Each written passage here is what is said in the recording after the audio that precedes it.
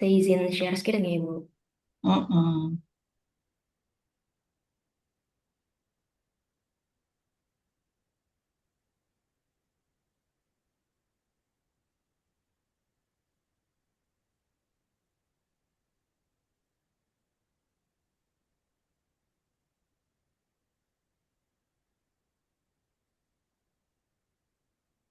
Maka sudah kelihatan? Sudah, silakan. Assalamualaikum warahmatullahi wabarakatuh. Selamat siang, Bu Afin selaku dosen pembimbing skripsi, serta Prof. Fatur dan Mbak Fakih selaku dosen penguji. Terima kasih atas waktu dan kesempatan yang diberikan pada siang hari ini. Perkenalkan, nama saya Nastiti Tataria Skarlangit, dan pada kesempatan ini saya akan mempresentasikan hasil skripsi saya yang berjudul Eksplorasi Perbandingan Sosial pada Fresh Graduate dalam Menyikapi Pencapaian Orang Lain di LinkedIn. Penelitian ini dilatar belakangi oleh fresh graduate yang menghadapi persaingan kerja yang tinggi dan berada dalam fase transisi menuju dunia profesional, sehingga para fresh graduate ini mulai memanfaatkan LinkedIn sebagai platform untuk mencari kerja, membangun jaringan, dan menampilkan pencapaian profesional. Nah, LinkedIn ini sebagai platform profesional juga cenderung menampilkan konten yang didominasi oleh pencapaian dan kesuksesan, sehingga hal tersebut dapat mendorong individu untuk melakukan impression management atau di mana individu ini secara sadar mengatur dirinya ditampilkan untuk membentuk persepsi tertentu dari orang lain dalam situasi sosialnya. Nah, paparan terhadap konten tersebut yang memicu perbandingan sosial, yaitu ketika proses individu ini membandingkan diri dengan orang lain sebagai cara memperoleh informasi dan evaluasi diri. Dan hal ini juga disampaikan oleh Higgins pada tahun 1987 yang menyatakan dalam teori self discrepancy-nya menyatakan bahwa emosi negatif ini akan muncul ketika terdapat kesenjangan antara actual self dan ideal self. Dan dalam konteks LinkedIn ini, paparan terhadap pencapaian orang lain dapat memperkuat kesenjangan tersebut karena platform ini menekankan presentasi diri berbasis pencapaian. Berdasarkan dari latar belakang tersebut, maka dapat dilihat adanya kesenjangan atau gap antara penelitian sebelumnya dengan penelitian ini, di mana penelitian sebelumnya, penelitian yang mengenai pengalaman perbandingan sosial pada fresh graduate billing ini dengan pendekatan kualitatif masih minim ditemukan, sehingga pengalaman serta dinamika psikologisnya belum tergali secara mendalam. Nah, mengapa penelitian ini penting? Karena dapat membantu individu memahami dinamika psikologis dalam menghadapi tekanan pada fase transisi karir, dan juga dapat memberikan pemahaman mengenai dampak perbandingan sosial terhadap kondisi psikologis individu. Maka dari itu, penelitian ini bertujuan untuk menggali lebih dalam pengalaman perbandingan sosial pada fresh graduate dalam menyikapi pencapaian orang lain di LinkedIn. Dan dari tujuan penelitian tersebut dapat diperoleh dua pertanyaan penelitian. Yang pertama, bagaimana dinamika psikologis fresh graduate dalam menghadapi perbandingan sosial ketika melihat pencapaian karir orang lain di LinkedIn, dan bagaimana fresh graduate ini memaknai pengalaman perbandingan sosial tersebut. Dari pertanyaan penelitian sebelumnya, maka metode ini dapat menjawab pertanyaan penelitian tersebut, yaitu di sini saya menggunakan pendekatan fenomenologi interpretatif yang digunakan untuk memahami pengalaman hidup secara mendalam dan bertujuan untuk menggambarkan pengalaman yang dialami serta dapat mengungkap makna yang diberikan oleh partisipan. Di sini saya menggunakan analisis interpretatif phenomenological analysis atau IPA yang menekankan pemahaman pengalaman subjektif dan proses interpretasi makna oleh peneliti. Kemudian saya juga melakukan member checking untuk memastikan keakuratan pengalaman dan kredibilitas penelitian. Di penelitian ini saya juga menggunakan dua instrumen. Yang pertama, formulir screening awal partisipan yang berisi yang berupa Google Form yang berisi demografis partisipan dan juga pertanyaan-pertanyaan mendasar seperti durasi penggunaan LinkedIn dan juga frekuensi penggunaan LinkedIn dan apakah para partisipan ini juga pernah membandingkan dirinya di LinkedIn. Kemudian saya juga menggunakan pengembangan wawancara semi terstruktur berisi pertanyaan-pertanyaan terbuka untuk mengeksplorasi lebih dalam pengalaman partisipan. Selanjutnya, kriteria dalam penelitian ini, yang pertama berusia 21 hingga 25 tahun, lulusan baru dalam 1 hingga 2 tahun terakhir, aktif menggunakan LinkedIn selama minimal penggunaan 3 bulan, pernah mengalami perasaan membandingkan diri dengan pencapaian orang lain di LinkedIn, dan juga bersedia untuk berpartisipasi dalam wawancara.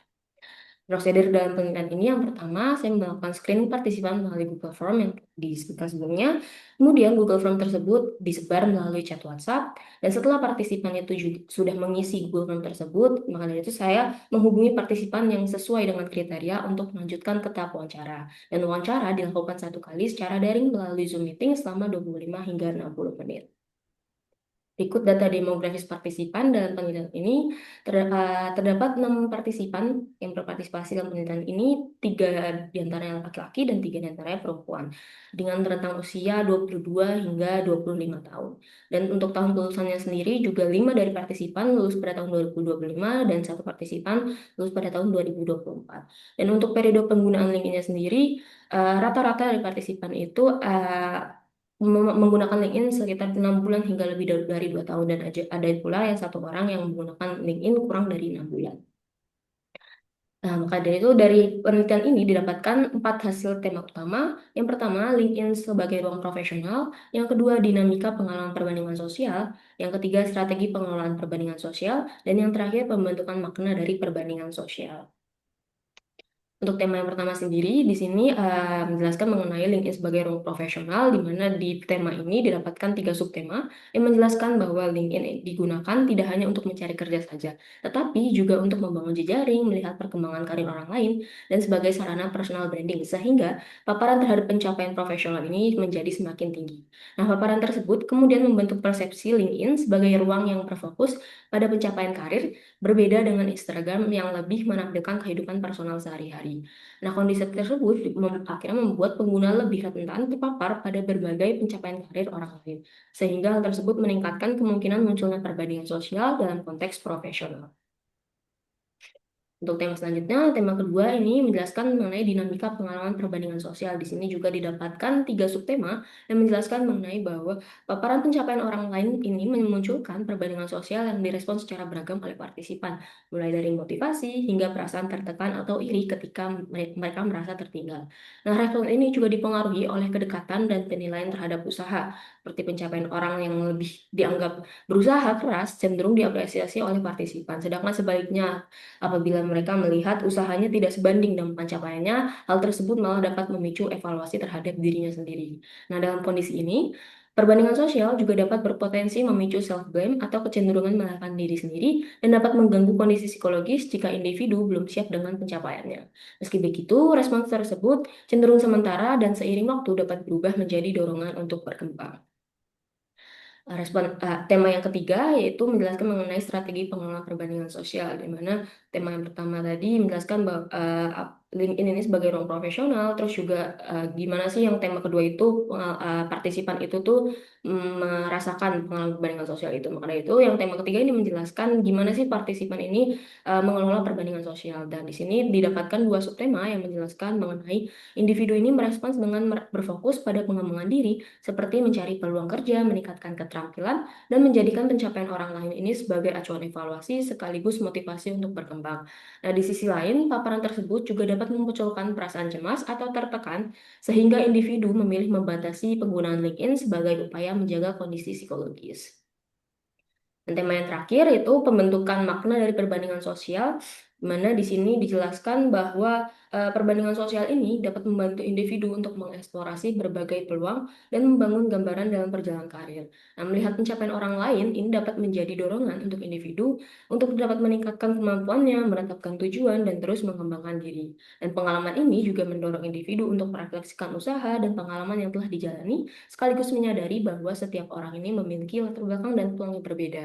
Nah, seiring berjalannya waktu, perbandingan sosial tidak lagi dimaknai negatif, dan individu mulai menerima bahwa setiap orang ini memiliki jalur dan waktu yang berbeda, sehingga hal tersebut dimaknai menjadi lebih positif. Selanjutnya, pada bagian diskusi, temuan dari penelitian ini menjelaskan bahwa cara individu menampilkan diri di LinkedIn menunjukkan upaya membangun citra profesional melalui personal branding, dengan menonjolkan pengalaman, pencapaian, dan kemampuan untuk membangun kesan profesional yang positif di hadapan orang lain. Hal ini sesuai dengan teori impression management yang dikemukakan oleh Goffman pada tahun 1956, di mana individu ini secara sadar mengatur cara dirinya ditampilkan guna membentuk persepsi tertentu dari orang lain dalam situasi sosialnya. Nah, dalam konteks LinkedIn ini, pengguna menampilkan profil secara strategis untuk membangun citra profesional dan memperluas jaringan. Temuan selanjutnya, sini menjelaskan bahwa paparan yang menunjukkan pencapaian profesional tersebut kemudian memunculkan perbandingan sosial yang direspons secara beragam oleh partisipan. Di satu sisi, individu ini dapat merasa termotivasi untuk berkembang, namun di sisi lain juga dapat mengalami tekanan atau perasaan iri ketika mereka merasa tertinggal. Hal ini sesuai penelitian sebelumnya yang menjelaskan bahwa Melihat individu yang lebih unggul itu dapat memotivasi untuk berkembang dan meningkatkan usaha. Namun juga dapat menimbulkan kecemasan karena individu cenderung menilai dirinya berdasarkan pencapaian orang lain, sehingga hal tersebut memicu ketidakpuasan dan emosi negatif. Temuan selanjutnya juga menjelaskan mengenai respons emosional terhadap perbandingan sosial cenderung tidak menetap. Nah, perasaan iri atau tertekan biasanya itu dirasakan sementara dan dalam jangka panjang justru dapat berubah menjadi dorongan untuk berkembang. Hal ini sesuai dengan penelitian sebelumnya menjelaskan bahwa hal ini berkaitan dengan jarak antara kondisi saat ini dan tujuan. Saat merasa tertinggal, perbandingan dapat memicu iri atau tertekan, namun juga mendorong usaha. Sedangkan ketika jarak terasa dekat, kecenderungan membandingkan diri cenderung berkurang. Temuan selanjutnya dalam penelitian ini juga menjelaskan bahwa perbandingan sosial membantu individu untuk mengeksplorasi peluang dan membangun gambaran karir serta mendorong refleksi diri. Nah, seiring berjalannya waktu, maknanya ini bergeser dari emosi negatif menjadi dorongan untuk berkembang sehingga tidak hanya menghadirkan tantangan psikologis, tetapi juga mendukung proses pengembangan diri yang lebih adaptif. Hal ini sesuai dengan penelitian sebelumnya yang menjelaskan bahwa perbandingan sosial ini membantu individu untuk memahami peluang karir dan mengevaluasi diri. Namun, hal tersebut juga dapat memicu ketidaknyamanan akibat kesenjangan dengan standar ideal. Dan temuan sebelumnya juga menjelaskan bahwa melalui penafsiran ulang secara positif seperti atau cognitive appraisal, dampak perbandingan sosial ini menjadi lebih adaptif dan dapat mendorong motivasi untuk berkembang. Dan dalam penelitian ini didapatkan kesimpulan bahwa pengalaman perbandingan sosial pada fresh graduate ini menunjukkan bahwa LinkedIn sebagai platform yang menampilkan capaian karir sehingga dapat mendorong individu untuk membandingkan diri, terutama pada fase transisi setelah lulus. Nah, meskipun dapat menimbulkan tekanan dalam jangka pendek, dampak tersebut cenderung tidak menetap dan justru dapat menjadi dorongan untuk berkembang. Individu kemudian menyikapi hal ini dengan berfokus pada pengembangan diri dan membatasi penggunaan platform untuk mengurangi tekanan. Nah, seiring berjalannya waktu, perbandingan sosial juga dimaknai secara lebih adaptif dan tidak hanya sebagai sumber tekanan saja, tetapi juga sebagai proses pembelajaran, evaluasi diri, dan juga refleksi diri, serta pengembangan diri. Untuk penelitian ini dapatkan limitasi tentunya. Yang pertama, kriteria partisipan belum sepenuhnya spesifik seperti status pekerjaan dan waktu kelulusan, sehingga dapat mempengaruhi representativitas pengalaman. Meskipun begitu, eh, dari partisipan ini didapatkan jawaban yang beragam dikarenakan adanya perbedaan status pekerjaan dan waktu kelulusan atau kayak misal ada yang sudah bekerja dan yang ada yang belum meskipun hal tersebut di penelitian selanjutnya bisa memperjelas kriteria partisipan misalnya berdasarkan status pekerjaan dan waktu kelulusan agar hasil lebih representatif. Kemudian untuk implementasi selanjutnya, faktor yang mempengaruhi respons individu belum dieksplorasi secara mendalam seperti dukungan sosial, regulasi emosi, dan juga strategi personal branding. Dan limitasi selanjutnya, data yang diperoleh dalam penelitian ini juga bersifat subjektif karena didasarkan pada pengalaman dan refleksi individu sehingga dapat berpotensi dipengaruhi oleh bias persepsi. Saran untuk penelitian selanjutnya yaitu yang pertama tadi, memperjelas kriteria partisipan, misalnya berdasarkan status pekerjaan dan waktu kelulusan agar hasil lebih representatif. Seperti mungkin partisipan yang yang sudah lulus tetapi belum mendapatkan pekerjaan atau sebaliknya. Kemudian bisa membandingkan berbagai platform media sosial serta dapat mengeksplorasi faktor yang mempengaruhi respons individu seperti dukungan sosial, regulasi emosi, dan juga strategi personal branding. Sekian dari saya. Terima kasih. Wassalamualaikum warahmatullahi wabarakatuh. Waalaikumsalam. Masih 2 menit. Bisa. Dah, Oh, cukup? cukup, Ibu. Ya, baik. Monggo Pak Fatur. Matur nuwun. Terima kasih, saudara. Panggilannya apa ini? Asti, Pak. Nasti. Asti, ya. Asti. Ya. Asti. Oke, secara umum skripsi oke ya. Tapi sebagai penguji saya perlu mengkritisi. Yang pertama dari segi judul. Ini ada 3 poin. Dalam pandangan saya ada 3 poin yang kamu tonjolkan. Perbandingan sosial, pencapaian karir, dan fresh graduate. Saya ingin menanyakan dulu yang pencapaian karir pada fresh graduate. Itu maksudnya gimana ya? Kalau fresh graduate kan biasanya belum pada berkarir. Bahkan belum dapat pekerjaan. Itu kan yang namanya fresh graduate gitu.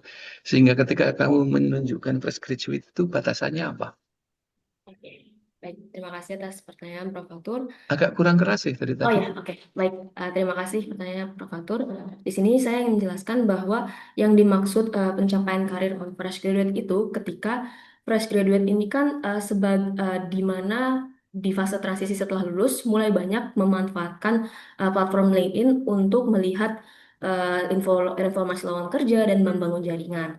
Nah, kemudian di mana di platform LinkedIn ini cenderung banyak menampilkan pencapaian karir seperti pengalaman yang sudah diperoleh tiap individu, terus juga eh, pernah bekerja di mana dan magang di mana, sehingga hal tersebut yang membuat paparan terhadap individu di mana fresh graduate ini yang mungkin sedang mencari kerja justru malah terpapar terhadap pencapaian-pencapaian yang ditampilkan oleh individu di dalam platform LinkedIn.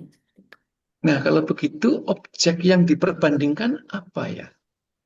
Yang diperbandingkan itu saya ingin melihat bagaimana eh, Bukan, enggak, apa objeknya saja tutup poin. Objeknya apa? objeknya fresh graduate, Pak.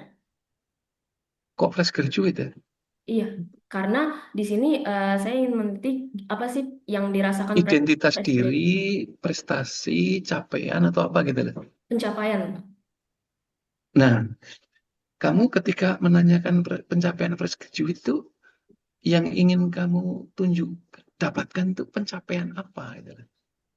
Pencapaian misalkan pengalaman-pengalamannya ketika mahasiswa, bahkan itu juga yang dapat mempengaruhi perbandingan sosial dalam diri fresh graduate, dan juga ada pula para fresh graduate ini melihat banyaknya yang sepantaran dengan mereka seperti angkatan yang sebaya itu tuh sudah mendapatkan pekerjaan. Nah, dan pekerjaan ini juga dapat mempengaruhi perasaan perbandingan sosial yang dirasakan oleh fresh graduate itu.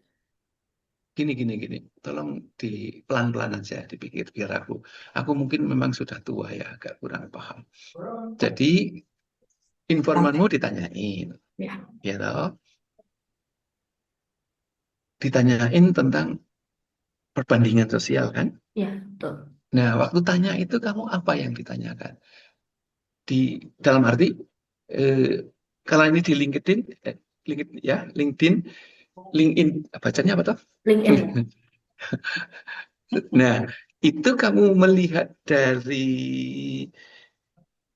data dia atau dari wawancara yang pokok. Saya melihat dari wawancara, nggak, Pak? Oke, ketika wawancara, maka poin yang kamu tanya dulu itu, yang mau diperbandingkan itu apa? Jadi misalnya tanya, kamu pencapaianmu apa? Gitu atau gimana? Oke. Karena di sini saya ingin melihat gimana pengalaman fresh graduate ini ketika melihat pencapaian orang lain itu sendiri, Bapak. Oke, sebentar. Jadi pertama lihat pencapaian orang Ya, lain ya. betul. Pencapaian orang lain dalam bidang apa misalnya? Dalam bidang pekerjaan dan akademik, Bapak. Oke, akademik. Terus kamu nanyanya dibandingkan dengan responden atau informanmu gimana? Pertama saya menanyakan apa yang mereka ini di LinkedIn biasanya melihat apa untuk mencari aktivitas Oke. yang mereka gunakan di LinkedIn itu untuk melihat apa.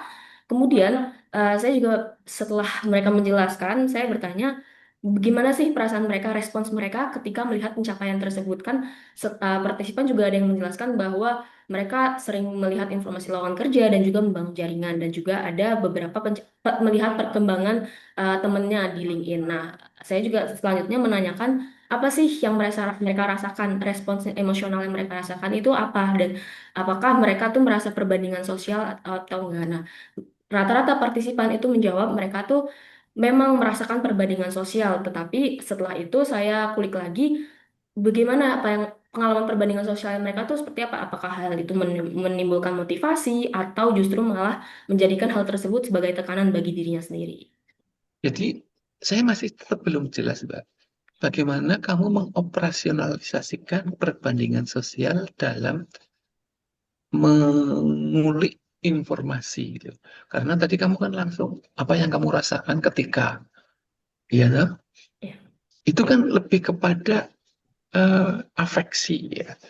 Eh, sehingga mm, saya bisa kalau saya ditanya itu, maka saya kan bisa fokus pada perasaan, bukan fokus pada perbandingannya. Gitu. Sehingga dengan kata lain saya masih bertanya sekali lagi, bagaimana dioperasionalisasikan gitu loh perbandingan sosial ini ketika menggali atau di lapangannya. Ya, baik Bapak. Mungkin setelah yang saya tanyakan pertanyaan-pertanyaan, kan saya pertama ingin melihat gimana sih respons mereka dan bagaimana apakah dan rata-rata dan semua partisipan menjawab karena sebelumnya Respon mereka ketika, ketika merasakan perbandingan sosial. Jadi kan nah, ketika merasa, perbandingan sosial, memiliki pengalaman perbandingan sosial karena di instrumen wawancara sebelumnya yang saya sudah berikan itu mulai Google Form, di situ saya menjelaskan bahwa apakah para partisipan ini pernah merasa membandingkan diri dengan pencapaian orang lain dari pencapaian yang nah dirinya. itu loh Mbak tadi kata, kamu kan sudah harus fokus ke informanmu tentang perbandingan diri, membandingkan dirinya dengan si siapalah gitu ya. Nah itu yang aku dari tadi tanya, diperjelas saja. Jadi tolong begini, kamu jelaskan, karena di bacaan juga saya nggak begitu paham. Ya, di narasinya, tolong bagaimana, kalau dalam pikiran saya kebetulan ngajar di S2 perbandingan sosial ya, eh, eh, dengan berbagai macam emosinya, itu kan, maka eh, kalau teori proporsional itu kan menunjukkan A dibanding B, gitu, A-nya berapa, B-nya, eh, si A membandingkan si B dalam hal X, ya toh, XA dengan XB gitu loh. Itu yang saya maksudkan. Jadi harus sangat operasional, harus sangat, ya istilahnya zaman now itu entah apple to apple atau talok to talok, ya itu loh Mbak. Ya, itu yang aku ingin dengar dari dirimu, sehingga ketika kamu nanti menyimpulkan itu refer pada sesuatu yang pasti gitu loh. Aku kehilangan itu Ya, untuk menilai apa temuanmu gitu loh. ya, baik Bapak. Jadi respon. Ya, baik. Terima kasih atas masukannya Bapak. Di sini saya ingin memperjelas bahwa saya ini membandingkan pencapaian yang diperoleh oleh partisipan ini terhadap pencapaian orang lain di LinkedIn. Nah itu loh. Ya, Misalnya apa? Dari respondenmu yang kamu temukan apa? kalau dari eh, responden saya itu menyatakan bahwa mereka itu tentunya merasakan perbandingan sosial, tetapi mereka itu merasakan pertama mungkin pasti tekanan yang dirasakan, dampak negatifnya mereka merasakan hal itu. Tetapi mereka ini bisa apa ya mengelola strategi copingnya dengan misalkan mencari pekerjaan, aktif mencari kerja, terus juga ingin memperdalam skillsnya, terus juga ada partisipan yang memutuskan untuk mengurangi penggunaan platform LinkedIn sebagai strategi coping dan akhirnya partisipan ini juga apa ya bisa memahami bahwa latar belakang orang-orang itu yang di LinkedIn itu tuh juga berbeda-beda sehingga partisipan juga melihat hal tersebut menjadi lebih positif dan partisipan juga melihat hal tersebut sebagai motivasi untuk berkembang dan juga partisipan melihat bahwa perasaan tertekan yang dirasakan itu tuh juga bersifat sementara. Justru dalam jangka panjangnya di partisipan merasa lebih termotivasi dengan pencapaian-pencapaian tersebut. Seperti itu. Ini Mbak ya. Jadi dari jawabanmu juga saya terkonfirmasi sekarang model berpikirmu itu melompat gitu loh. Kurang runtut, kurang ditampilkan sistematik begini gitu loh. Jadi eh, kalau membaca secara heuristik gampang. Oh ya gini ngikuti kamu. Tapi dalam pandangan saya perbandingan sosial itu salah satu pola pikir yang sistematik atau algoritmik ya. Sehingga kamu juga menjelaskannya harusnya model teori perbandingan sosial gitu ya. Jangan heuristik. Karena misalnya begini, paling banyak kamu melompat ke afeksi berarti ya, ke faktor-faktor afeksi. Padahal itu terkait dengan karir atau capaian, ya kan? Nah ini kan sesuatu yang beda, ya agak jauh, agak melompat itu. Kalau karir itu kan sukses, tidak sukses, lebih tinggi, lebih rendah. Yang saya bayangkan itu dulu, gitu. Terus dari situ itu yang nggak muncul, kamu langsung evaluasi, merasa ini, merasa itu, lu yang dirasakan itu dasar untuk merasanya itu apa? Jadi kan misalnya kalau dia sedih, ya kamu sudah menyinggung tentang posisi dia di bawah. Dia bangga itu kan di atas, itu kan. Itu kalau seperti itu saya kira jadi akan bagus. Jadi datanya ada, eh, cara menarasikan yang menurutku kamu agak agak agak kurang sistematis ya. Eh, jadi saya tulis di ini ya. Perbandingan kok langsung ke ada dua, pengembangkan dan efek apa? Efek emosional gitu. Tapi kita nggak tahu posisinya apa sebelum dikembangkan, kan gitu kan? Posisi dia ketika membandingkan hasilnya apa? Apakah sama? Apakah lebih rendah? Ataukah lebih tinggi? Mengapa pengembangan? Itu nggak ada penjelasan itu gitu loh. Agak agak sayang ini. Terus ada uh, afeksi, ya. Nah itu nanti tolong ditata ya Ya. ketika memaparkan itu sehingga kita membaca itu gampang dan tidak banyak, gitu ya. Termasuk kutipannya. Ketika mengutip, kalau kamu sudah sistem, walaupun ini apa IPA ya, itu akan bagus kalau eh, hasil analisismu termasuk interpretasimu ya, walaupun fenomenologi, karena ini IPA bukan fenomenologi yang langsung ke makna, ini kamu juga melihat poin-poin yang lebih eh, apa ya, gampang dicerna lah gitu. Kalau makna kan agak lebih kabur ya. Eh, nah, untuk itu saya ingin tanya, selain dari Festinger, kamu menggunakan teori apa ya? Baik, Pak. Dalam penelitian ini saya menggunakan teori impression management yang dikemukakan oleh Goffman dan juga saya menggunakan self discrepancy theory oleh Higgins untuk Sebentar, sebentar. Kalau impression management kan langsung sekali lagi melompat lagi. Di proses komparasinya itu kan impression management ketika tahu, ya toh, dalam pandangan saya tahu, oh aku posisinya kalau aku tinggi maka aku harus mempertahankan dengan impression ABC, ya toh. Kalau aku ingin sama tapi ingin lebih tinggi, maka impresi yang ingin saya tunjukkan adalah CDE gitu loh. Itu sekali lagi caramu melompat. Tapi cara dia untuk dari sini aja misalnya. Kan salah satu dari dua poin penting yang kamu temukan itu adalah perbandingan untuk pengembangan dan perbandingan mengakibatkan afeksi ya, afeksi gitu. Oke. Eh, Misalnya gini, yang untuk pengembangan lebih mudah dalam arti itu lebih rasional kognitif. Jadi nanti kamu bisa mau pakai eh, teori kognitif appraisalnya, ya. Kamu ngutip nggak dari Iya, UE? saya pakai cognitive reappraisal, Bapak, di bagian diskusi. Nah, itu ada kan? Ya, Itu yang untuk menjelaskan atau pola itu yang untuk menjelaskan ketika untuk pengembangan. ya. Karena itu kognitif toh. Tapi yang untuk afeksi kamu pakai apa? Saya menggunakan self discrepancy theory, Bapak, yang menjelaskan bahwa Dari dari Higgins Higgins. ya, Iya, betul. dari Higgins.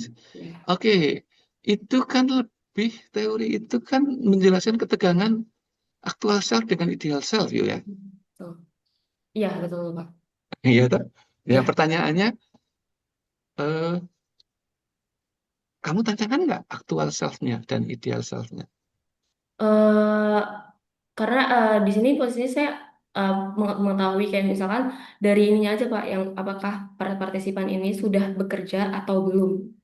Dasar dari itunya untuk ditanyakan lebih dalamnya lagi terkait kondisi dia saat ini itu berdasarkan itu aja Pak. Dan Nah, apakah itu yang tadi. aktivitas-aktivitas yang dilakukan sekarang itu sedang sibuk apa aja itu Pak. Nah, itu ya jadi kurang dalam ya, karena Ya. teori Higgins itu kan, eh, setahu saya, sepemahaman saya itu untuk terkait dengan ketegangan ya, eh, aktual self dengan ideal self. Jadi eh, ini sebenarnya lebih ke perbandingan diri, diri dengan diri karena aktual dengan ideal gitu loh. Kalau sosial itu ya sudah betul itu kalau pakai cognitive reappraisal UA itu juga cukup baru gitu ya. Nah, kalau yang afektif atau emosional, apa itu pakai teori apa? Kalau dari sini saya menggunakan itu sih, Pak, apa? Sepertinya saya menggunakan penelitian sebelumnya gitu, Pak. Saya kaitkan dengan Hmm, ya itu. ya, Nanti ditarik ya, jangan hanya ya, penelitian, tapi ya, itu teori apa? ya, Karena kalau pakai itu ada beberapa teori. Ini kebetulan kalau teori, karena saya lihat disinggung terkait dengan deservingness ya. ya. Eh, tapi kamu nggak ngutip tentang Wither. Itu Oh, teorinya tentang deservingness Wither. ya. Wither itu guruku di Flinders.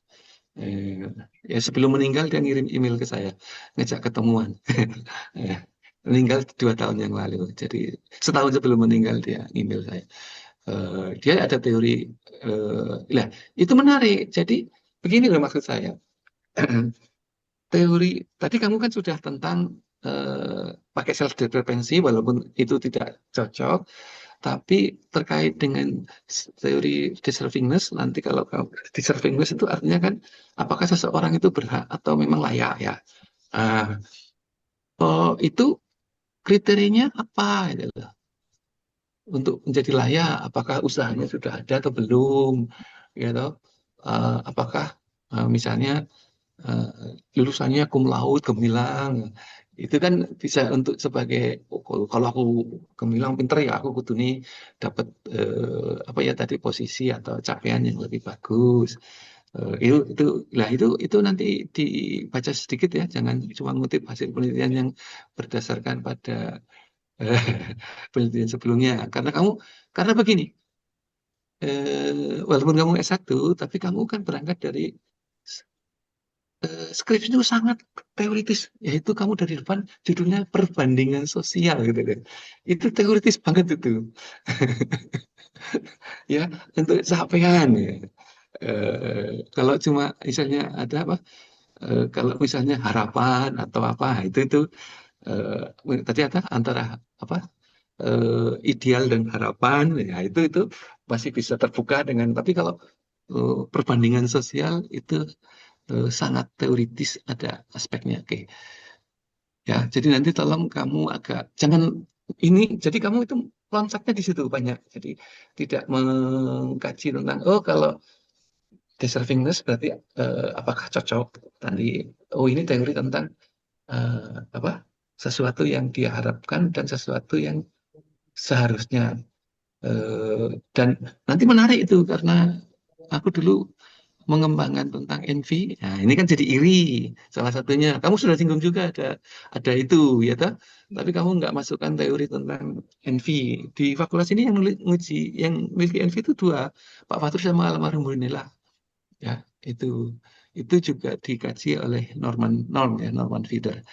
Eh, itu sehingga tidak melompat membuat kesimpulan. Nah, saya sedikit mundur ke metode agak ngeri-ngeri sedap ketika melihat kamu wawancaranya hampir semuanya kurang dari 1 jam ya untuk fenomenologi. Eh, saya katakan agak ngeri-ngeri sedap karena untuk sampai kepada apa?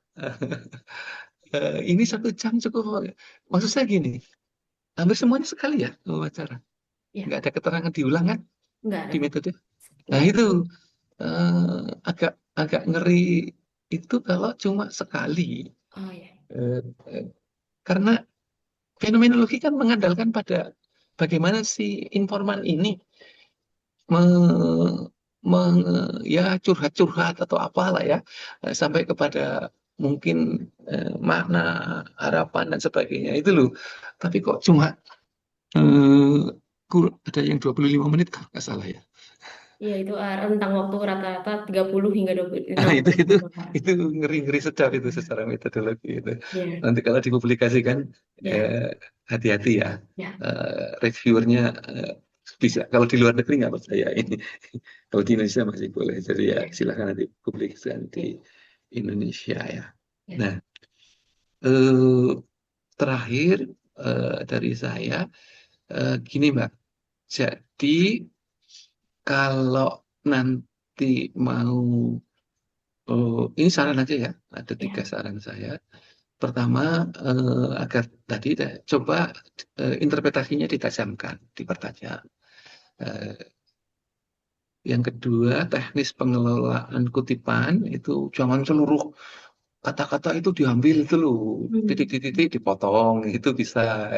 Tapi itu kan melengkapi ceritamu ya. ya, Walaupun fenomenologi memang bagus kalau agak banyak, tapi juga eh, menurut saya yang banyak satu, yang lainnya komplement itu yang pendek-pendek gitu ya, biar nggak terlalu panjang. Kemudian, nah ini penekanan pada makna dan esensi pengalaman. Karena ini IPA, fenomenologi saya kira masuk dulu ada itu. Dari situ kalau kamu bisa meruntutkan 3 hal itu, saya kira kamu nanti bisa lebih alurnya enak, tidak melompat. Oke, baik, saya kira itu Bu Afid. Terima kasih. baik. Terima kasih Pak Fatur. Monggo Mbak Faki. Oke, Ibu, matur nuwun sangat atas waktunya. Halo Mbak Nusiti, Ya, halo. semoga Ya, sudah sampai di tahap ini. Insya Allah sebentar lagi. Mbak Nusiti, saya izin melanjutkan ya dari pertanyaan Pak Fatur. Mungkin saya tertarik terkait metodologi. Di sini disampaikan minimal 3 bulan ya syarat ya. atau 3 bulan minimal. Kenapa ya? Ada argumentasi teoritisnya atau seperti apa? Ah, kalau untuk teoritisnya sendiri, saya belum mengulik lebih dalam sih Mbak terkait hal itu. Tetapi di sini saya melihat bahwa apabila kurang dari saya melihat apa ya, aktivitas yang dilakukan partisipan itu di LinkedIn biasanya. Kalau yang lebih dari 3 bulan itu sudah aktif untuk apa ya, melakukan like, reaction terhadap postingan orang lain, terus juga udah mulai aktif untuk posting-posting seperti itu. Dan biasanya kalau di bawah 3 bulan itu tuh baru menata profil dan segala macam. Nah, maka dari itu, karena saya di sini ingin melihat bagaimana pengalaman yang dirasakan partisipan, saya mengambil kriteria penggunaan LinkedIn itu lebih dari 6 bulan. Itu sih. Oke. Nah, argumentasi itu kata biasanya atau mungkin itu sepertinya perlu diperkuat ya. Ya, Em, perlu dicari landasannya, landasan ilmiahnya, kenapa 3 bulan ya, baik. untuk melengkapi kriterianya. Kemudian di sini juga di poin kriteria nomor 4 pernah mengalami perasaan membandingkan diri dengan pencapaian orang lain. Itemnya gimana item screeningnya? Kalau itu saya menggunakan formulir screening awal, Mbak. Pak. Dan di Mm-mm. situ saya ada item apakah pernah merasakan perbandingan sosial di LinkedIn. Nah, apakah pernah mengalami perasaan membandingkan diri. Dan itemnya menggunakan formulir screening awal itu aja sih, Mbak. Dan juga pas waktu awal wawancara juga dikonfirmasi lebih lanjut. Hmm. Berarti iya atau tidak gitu ya jawabannya? Iya, iya. Mm-mm. Nah, pada tahap screening dapat berapa Mbak orangnya? Saya mendapat 12, Mbak. Oke, 12 akhirnya hanya diambil 6 partisipan Nah, itu prosesnya seperti apa? oke, jadi dari awal itu kan saya pengen melihat eh, berbagai apa ya, kan ada berbagai fresh graduate yang sudah bekerja dan belum bekerja.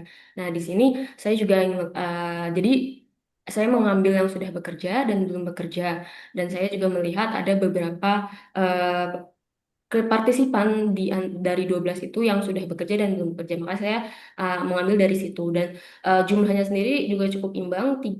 Dua partisipan yang belum dua partisipan yang belum bekerja, satu partisipan yang baru bekerja selama 2 minggu dan 3 partisipan yang sudah bekerja. Dan juga saya mempertimbangkan terkait gender antara laki-laki dan perempuan. Seperti itu. Jadi 6 orang lainnya gugur karena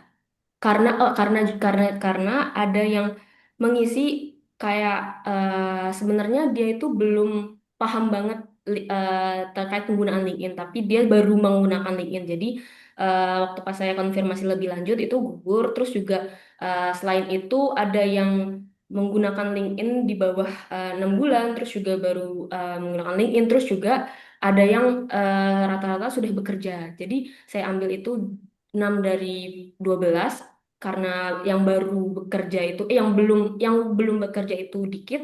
Jadi saya ngambilnya yang belum bekerja itu diambil sebagai partisipan. Dan sisanya gugur karena rata-rata udah pada bekerja seperti itu. Makanya saya mengambil yang sudah bekerja itu sebanyak empat atau empat. Gitu. Tapi di dalam kriteria Anda tidak menuliskan terkait kriteria sudah bekerja atau belum ya? Iya, betul Mbak. Nah, jadi argumentasi menggugurkannya apa berarti? Kenapa kalau sudah bekerja? Bukankah menindaklanjuti pertanyaan Pak Fatur Ya, tadi, bukankah orang yang sudah bekerja malah lebih sensitif terhadap aspirasi karir ya? ya. Saya melihatnya kalau yang sudah bekerja mungkin apa ya perasaan membandingkan dirinya belum berkurang, belum terlalu kerasa karena ada partisipan yang sudah bekerja itu tuh juga menyebutkan bahwa ketika mereka sudah mendapatkan pekerjaan atau sudah mencapai tujuannya, perasaan membandingkan dirinya berkurang. Dan sebaliknya, kayak misalkan yang belum bekerja, itu mungkin lebih merasa terpapar dampak negatifnya gitu. Jadi saya melihat eh, kayaknya perlu digali secara mendetail antara yang belum bekerja sama yang sudah bekerja. Apakah hasilnya bisa beragam atau memang kurang lebih cukup mewakili pertanyaan penelitian? Apakah lebih merasa merasa termotivasi atau justru ketika belum mendapatkan pekerjaan dan membandingkan diri itu malah lebih apa ya dominasi tertekannya seperti itu. Oke, jika itu menjadi indikator penting dalam menggugurkan partisipan, apakah Anda mengintegrasikan itu di latar belakang? Eh, di latar belakang saya menyinggung sedikit mengenai penjelasan terkait fresh graduate aja sih Mbak. Jadi kayak kan saya belum menemukan definisi yang jelas mengenai fresh graduate itu seperti yang udah belum bekerja atau yang sudah bekerja. Tetapi saya melihat di penelitian sebelumnya ada yang menjelaskan bahwa fresh graduate itu bisa dibilang fresh graduate ketika maksimal 2 tahun dari waktu kelulusan seperti itu sih Mbak. Namun, jika misalnya hiring dia begitu lulus sudah dapat pekerjaan, itu fresh graduate juga bukan? Iya, saya sedang iya. Sebelum. Jadi fresh graduate itu dalam definisi yang Mbak sitir atau yang disitasi tidak menyebutkan status pekerjaan ya, hanya Iya, berapa betul. lama lulus begitu. Iya, betul. Nah, intinya di sini tuh ada celah Mbak di mana karena Anda menuliskan bahwa menurut Smith partisipan itu 6 sampai 10. Nah, kenapa Anda berhenti di 6? Itu ceritanya seperti apa? Kemudian Anda juga menuliskan screening, itu prosesnya seperti apa, menggugurkannya, begitu ya. Nah, itu yang sepertinya perlu diperjelas di naskah manuskripnya, Mbak.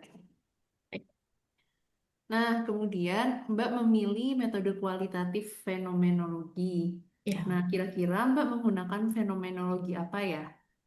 oke. Di sini saya menggunakan fenomenologi interpretatif dengan analisisnya menggunakan IPAM, Interpretative Phenomenological Analysis. Mm-mm. Kenapa menggunakan interpretatif Mm. daripada deskriptif fenomenologi? Oke, baik karena di sini saya di sini IPA ini kan tidak hanya mendeskripsikan pengalamannya aja, tetapi juga melihat makna dan memahami makna yang diberikan oleh partisipan dan juga di sini peneliti menginterpretasi dan menafsirkan lebih lagi karena di sini pertanyaan penelitian saya kan juga menjelaskan bahwa bagaimana para fresh graduate ini memaknai pengalaman mereka. Maka dari itu saya melihat IPA ini cukup cocok untuk penelitian ini karena di sini saya juga ingin menggali maknanya lebih dalam dan juga saya ingin menginterpretasi jawaban dari partisipan. Ya, betul. Tapi yang ada hal yang kurang tepat ya, fenomenologi baik yang deskriptif maupun yang interpretatif itu juga melakukan pemaknaan. Ya, Tapi memang yang interpretatif kita lebih punya akses untuk menginterpretasikan, seperti memberi bias-bias terhadap latar belakang kita. Namun pertanyaan selanjutnya, bagaimana cara Mbak Mbak Sekar, panggilannya siapa tadi, Punten? pasti Mbak. Asti, Ya, juga pakai LinkedIn. iya pakai. Udah berapa lama? Kurang lebih setahun lebih, setahun lebih, Tahun. setahun dua Mbak tahun. juga merasakan perbandingan sosial itu. Iya betul. Nah, bagaimana menjaga bias interpretasi Mbak sebagai peneliti dengan jawaban-jawaban partisipan dalam proses penelitian. Oke. Oke, kalau dari saya sendiri, mungkin lebih ke ini ya, Mbak. Saya juga bukan mengurangi penggunaan LinkedIn, cuman lebih kayak karena sebelum-sebelumnya saya juga sering nge-react postingan-postingan, terus juga saya eh, akhirnya setelah melihat ini saya juga cukup jarang menggunakan LinkedIn dan kurang aktif gitu, karena saya melihat di LinkedIn juga cukup banyak menampilkan pencapaian-pencapaian, di mana saya juga sebagai mahasiswa akhir sedikit merasakan. Maka dari itu karena saya juga meneliti ada pencapaian karir dari fresh graduate ini, saya juga meminimalisir penggunaan LinkedIn itu sendiri sih, Mbak. Dan juga lebih kayak sering melihat aktivitas yang dilakukan oleh partisipan itu. Tetapi juga nggak sesering itu kayak untuk mengambil partisipan itu saya pernah apa namanya melihat ngestalk terkait profilnya seperti itu sih, Mbak. Untuk Itu kan cara Anda menjaga agar Anda tidak terlalu membandingkan diri dengan orang lain kan di LinkedIn. ya. Tapi bagaimana persepsi Anda, pengalaman Anda tidak tercampur dengan pengalaman partisipan? Apakah Anda melakukan strategi khusus gitu ya, yang disebut itu kan menjaga supaya datanya valid, nggak tercampur dengan pengalaman kita yang sama gitu. Nah, Mm. itu seperti apa yang Mbak Um, lakukan? Kalau itu karena saya sendiri benar-benar langsung ketika menganalisis datanya, saya benar-benar apa ya, nggak membandingkan pengalaman saya sendiri. Saya benar-benar langsung menginterpretasi dan langsung menganalisis berdasarkan langsung dari kutipan. Jadi saya sendiri juga membatasi hal-hal dari pengalaman saya untuk biar tidak tercampur dari interpretasi yang diberikan oleh partisipan. Jadi saya juga memahami bahwa terdapat batas-batas tersebut. Baik, bagaimana cara membatasinya tadi? Eh, Secara aktivitas atau apa itu seperti apa? Kalau dari saya sendiri, karena saya cukup aktif juga di LinkedIn, saya juga membatasi penggunaan, terus juga saya eh, ketika melihat respon partisipan itu seperti ada yang saya relate juga, tetapi saya juga tetap harus apa ya, bertindak sebagai peneliti karena saya juga tidak mau mencampurkan pengalaman pribadi saya dengan partisipan dengan apa ya, membatasi penggunaan LinkedIn dan juga membatasi aktivitas di LinkedIn seperti itu sih. Oke, eh, jadi di dalam fenomenologi biasanya ada sebuah bias yang sangat rentan dilakukan peneliti, yaitu memasukkan persepsi-persepsi kita ketika melakukan proses tematik analisis itu ya, atau analisis. Nah, biasanya kita menjaga dengan berbagai cara supaya datanya tetap valid. Salah satu caranya melakukan jurnal reflexivity atau refleksivitas, atau yang kita sering pakai namanya epoke atau bracketing ya, membracket Hmm. atau menjaga supaya. Nah, biasanya kita, oh saya juga merasakan, tapi secara reflektif kita tuliskan, oh tapi saya bedanya ini dengan partisipan. Nah, itu sebaiknya Anda tuliskan di bagian penjagaan data atau ya kalau bahasa kuantitatifnya mungkin data validity. Nah, untuk kredibilitasnya itu dimasukkan ya. Ya, baik. Nah, seperti itu, seperti itu. Oke, baik. Kemudian saya geser ke hasil. Hasilnya menarik sekali. Di bagian tema besar kedua, Anda menuliskan dinamika pengalaman perbandingan sosial. Nah, pertanyaan saya, menurut Mbak, apa sih dinamika itu? Apa? Maaf, Mbak. Ya, kenapa namanya atau judul temanya dinamika? Oh ya, oke. Jadi untuk tema kedua ini kan saya apa ya, meneliti dan menelaah lebih dalam terkait respons emosional partisipan, terus juga apa yang partisipan rasakan, dampaknya itu tuh apakah berlangsung sementara atau jangka panjang. Terus juga saya ingin melihat apa sih dampak positif dan negatif yang dirasakan partisipan. Nah, maka itu karena saya meneliti aspek-aspek psikologis yang dirasakan partisipan, dari itu saya menamainya dinamika pengalaman partisipan seperti itu. Jadi betul dinamika itu kan sebuah cerita ya, namun di dalam um, subtemanya saya malah nggak dapet tidak mendapatkan proses berkesinambungan dari subtema di dalam tema besar tersebut.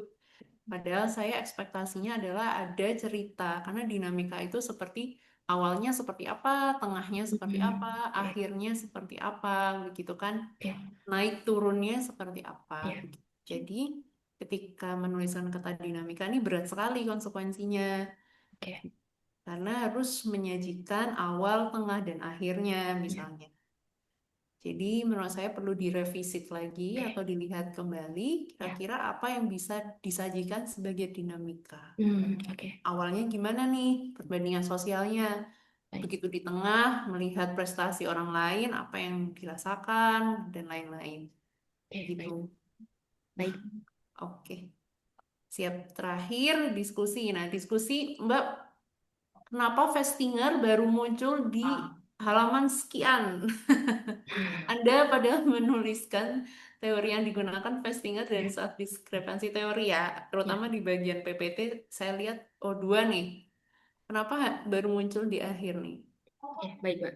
Karena di sini saya juga pas waktu di bagian diskusi, kenapa taruh di bagian-bagian akhir? Karena yang bagian-bagian awal itu saya menggunakan kaitannya terkait penelitian sebelumnya. Jadi saya lebih menentukan terkait penelitian sebelumnya dan saya waktu di akhir baru menyadari kalau ternyata Festinger ini juga bisa libatkan juga bisa dicampurkan di penelitian sebelumnya itu kan. Baru saya juga baru melihat dan karena di yang akhir-akhir itu juga lebih apa ya, lebih mention lebih banyak terkait perbandingan sosial yang Festinger ini, dan mungkin nanti akan jadi masukan saya berikutnya sih, Mbak. Baik, sebenarnya mungkin cukup baik jika menjelaskan dengan penelitian-penelitian sebelumnya. Namun Ya, jangan lupa Anda punya theoretical frameworknya yang dipakai. ya, Jadi hasil diskusinya mungkin, bukan mungkin, sebaiknya lebih dahulu dijelaskan di, dengan core framework kita bagaimana. ya, Begitu tidak bisa dijelaskan dengan teori yang kita gunakan, baru kita cari alasannya kenapa, kira-kira ya, teori lain apa yang bisa menjelaskan temuan kita. Jadi, apa ya, dibandingkannya atau dijelaskan pertama kali harus dengan theoretical frameworknya ya, yang kita pakai. baik, ya, Mungkin struktur diskusinya ya, saja yang baik, dirapikan lagi. oke, baik, Baik, itu Mas. mungkin sarannya dari saya. Ya, Cukup Bu baik. Afin, matur nuwun atas. Oke, Masih atas masukannya Mbak Fahri. terima kasih. Lah, Asti keluar dulu ya. Oke, Ibu.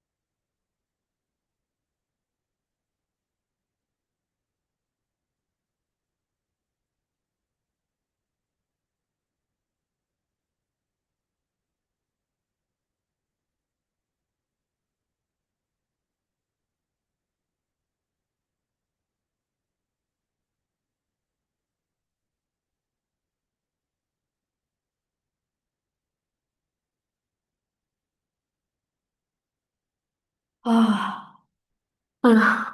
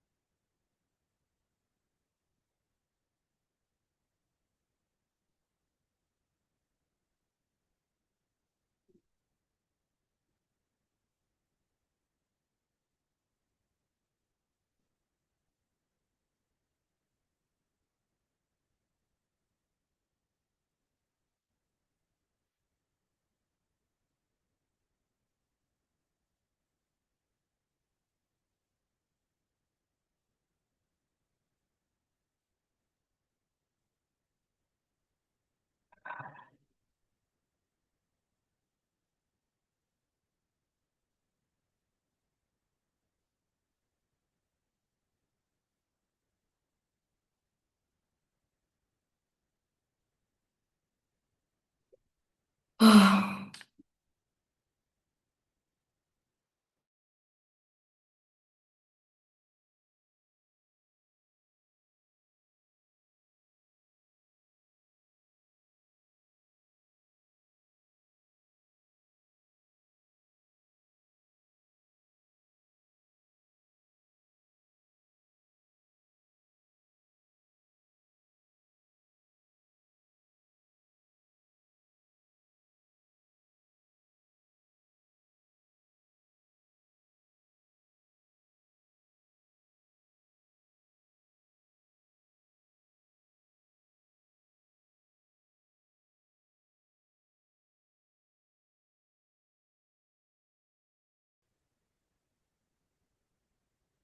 Oke, Mas Asti, gimana rasanya? ah, deg-degan tuh. Saya, Eh, yang direvisi banyak ya, kamu rasakan itu. ya, Sabar ora ngerevisinya, kenapa? sabar ora. Sabar, Bu. Ya, jangan tergesa-gesa ya. Ya, Maksudnya itu mungkin kalau banyak saya kembalikan direvisi lagi, sing sabar ya. ya, Oke, baik. Jadi skripsimu itu sebenarnya bagus, tapi banyak catatannya itu kan.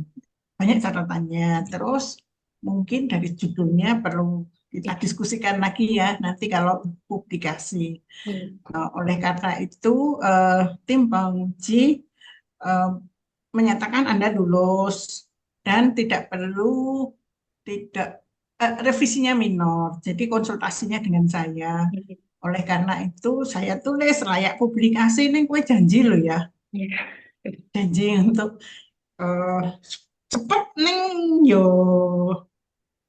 mungkin bolak-balik ya, Ibu. ya revisinya ya. Ya, Oke, wes lega. ya, udah, Ibu. Oke, Bu. Indonesia. Nih, Nih, ya, nih, matur ya, nuwun Pak baik. Fatur dan Mbak Fahri. Ya, Kita tutup. Assalamualaikum warahmatullahi wabarakatuh. Waalaikumsalam. Terima Waalaikumsalam. kasih banyak Bu Afin, Mbak Faki, dan Prof. Fatur. Oke, selamat ya Mbak ya. Iya, terima kasih Ya, banyak Bapak. lanjut. Oke. Oke. Saya pamit Ibu, Pak, Monggo, Mbak. monggo, pamit. Bu, selamat Mbak Asti. Ya, terima kasih banyak Mbak Faki. Bapak ini saya sudah saya end ya Pak.